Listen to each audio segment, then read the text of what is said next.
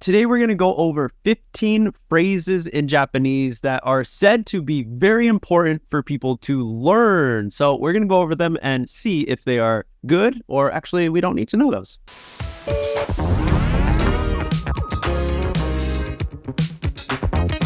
Hey everyone, what's up? We are the hosts of the MJ and Adam Show. There we go, switching it up. Thanks for joining us right here on this channel. We are helping everyone improve their English listening and immersion to help you benefit and get better with your English language. In today's episode, we're going to go over 15 phrases that is said to be very important for people to learn if they're going to come to Japan, if they're coming traveling or maybe on business, if they're coming to live. The kind of basic phrases when you're first coming to Japan. And me and Adam, we're going to look at these phrases and give it either a thumbs up or a thumbs down and a few reasons why. And of course, we encourage everyone to join at your homes. And hey, even in the comment section, if you think these are good or maybe that one is not so necessary, okay? If you're new here, me and Adam have been living in Japan or have lived in Japan for over what now? Like 14? 13, 14? 15? I think it would be, for you, it would be around 14, 15. Yeah, I threw in the towel at 13. Adam is, now back in Canada. I am living in Japan, but we have a lot of extensive knowledge about working in Japan and the Japanese language and stuff. We both studied a lot. So, hey, we're going to see, from our information that we have, our experience, if these are good to be the first kind of phrases to learn, or maybe phrases that we even learned. The first one is, Ohayo gozaimasu. Ohayo gozaimasu. Azas! But Adam, do you give this a thumbs up or thumbs down for an essential phrase to learn? This is a hard one because it depends on what you're doing. If you're like a tourist or if you're working or if you're a student. I feel like people don't say it as much if you don't know the person. If you're in the situation of you are going to school or you're going to a business, you're saying Ohayo gozaimasu. Dude, I think we made jokes in our past company of like, I wonder how many times I say Ohayo gozaimasu in the morning. Because you say it so many times. So many times. Even when you see it's after lunchtime and you talk to somebody who just came to the office because they're working night shift and they say, Ohayo gozaimasu. No, in those situations, you're using Ohayo gozaimasu. You're using good morning. Right. Very, very frequently, a lot of the times. But if you're a traveler, I mean, it wouldn't hurt. I feel it doesn't hurt. Yeah, it's a good phrase to have in your pocket, but I feel like kind of different from maybe Western, where we might say good morning to just random people. Okay, yeah. Like opening the door, someone's like, "Oh, good morning, thanks for," something like that. In Japan, it's like good to break the ice to people in your neighborhood or people you're walking down on the street, you make eye contact with. Ohayo gozaimasu. It's good, but it's not so common. That's just necessary. Where we going? I'll give it a thumbs up. I'm going to give it a thumbs up. I'm going to give it a thumbs up. Even though we just talked about maybe it's not so necessary and maybe won't use it all the time. I feel it's a good kind of entrance because not only the fact that it's just, a good morning, it's a nice way to greet somebody. A lot of travelers will probably be waking up early to do their travels and see a lot of the things. True. As well as Ohio is so easy to say because we have a state in America called Ohio. And there we go. On to the next one. Number 2 is Arigatou. Right away. We no explanation. Arigatou. Yeah, I would say that too, man. The words thank you. How many times did our parents tell us the magic words, please and thank you? And so I don't think no matter what country you're living in, thank you is a really great word to know. Definitely. On to number 3. Watashi wa, what the hell is this? Okay.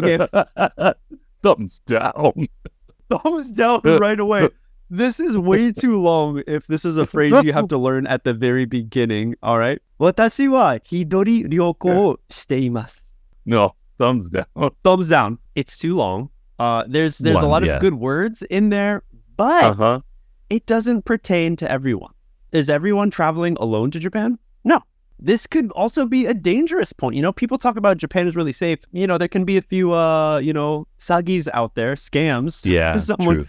So you don't want to tell everyone you're traveling alone. Thumbs down. Right. Thumbs down. Next one. Nihongo hanasemasu. Hold on a second. If you can use this phrase, then you don't need these 15 phrases, I feel. Oh. Once you open that Pandora's box of Nihongo hanasemasu, then people are going to say, okay, he can speak Japanese. You don't want to give the impression that you can speak Japanese if you're still a beginner. You want to let people understand that you're a beginner so that they understand the level that they can talk to you at. Yeah. You hit the nail on the head. That's pretty much it. Yeah. Yeah. Right. You don't have to announce it. So I would, give this one a thumbs down. Thumbs down. Next one is Maji de. Or, oh, dude, there's an or. Gachi. These are, I think, are like too deep. I'm thinking about if someone is traveling to Japan, even if it's like their second time coming to Japan, how much do you actually know of Japanese? True. And if you do know some Japanese, this could be a word that, could be helpful in your conversations. But the times that you would say maji de gachi, like, is more for like a closer relationship with a friend or something. Mm-hmm. True. Yeah. That's where I see it as, like, if you're talking with shop staff, like hotel people, like airports, on the street. If you ask like, oh, Tokyo wa doko desu ka? And then they say like, oh, Sugachi, you'd be like, oh, maji. So it's a little coming off too strong. Yeah. If you saw some staff and they start speaking in English, you're like, oh, you can speak English, maji de. Too much. Gachi. Yeah. Very interesting. Again, if you're on a different level of relationship with the people that you're talking to, I feel like, yes, I would use it more commonly with friends that I have in Japan speaking Japanese, but not an essential for when you're coming to Japan. Thumbs down. All right, let's see this next one. Kimoi. Kimoi da, kimoi.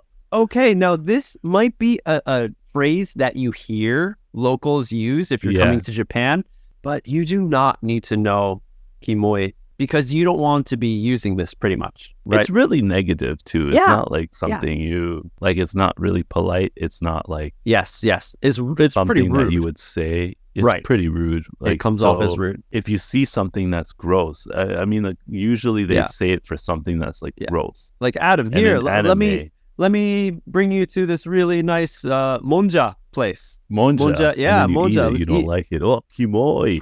They throw it on the teppan. They're like, kimoi. You don't want to say that. And I think even if you translate to English, when are you going to say gross? You probably wouldn't. Yeah, exactly. You don't want to say gross when you're traveling, you're going out, trying new things. So I would say you could stay away from this word. You do not need to know this word. Not an essential. Next one, Harahetta. It's like the thing we say about learning a language. People don't talk like that. Onakasuita. People don't say that, right? Yeah. Like nobody's. With that in mind, I want to give it a thumbs up. Oh, okay. Because it's like a normal way of saying I'm hungry. But I want to put like the little asterisks that it's not a polite kind of way of saying I'm hungry. Right. The standard way is not the hyojungo. It's like a slang almost. It feels like a child is talking. I've heard adults say it in the office and stuff, like, oh, harahetta. Oh, I guess so. So. That, right? It's like between friends, between close coworkers. I mean, what would the other phrase be? I think it would be longer. Onagasuita. No, I'm thinking of like, restaurant arimasu ka? Oh, something like that. Like, you're not saying specifically, I'm hungry. You're asking for something different, like, for a restaurant. Is there a place to eat? So but you're not going to go to like JR. Yes. What's it called? Midori no Madoguchi. Yeah. Ohayou gozaimasu. Gachi. Gachi. Restaurant sugu soko ni arimasu yo. Maji de.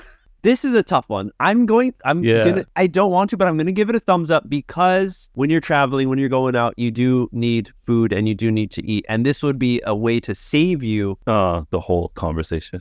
It's easy to understand for Japanese. So even though it's okay. It's one of those ones. Yeah. I'll give it a pass. Okay. We're going to stop it right there. There's so many interesting words and phrases to learn in Japanese that me and Adam still want to go over. So that's coming in part 2. So hey, if you enjoyed this one, thank you so much. You can check out our website in the link down below for a podcast that me and Adam do called the Next Step Podcast, where you subscribe and you get a new episode every week, 30 minutes of me and Adam talking about a bunch of different stuff, personal life, as well as different news happening in Japan. Great for listening immersion and improving your English listening skills. But hey, again, thank you so much. Leave a comment down below. What phrase do you think was the strangest or best? And we'll see you on the next step.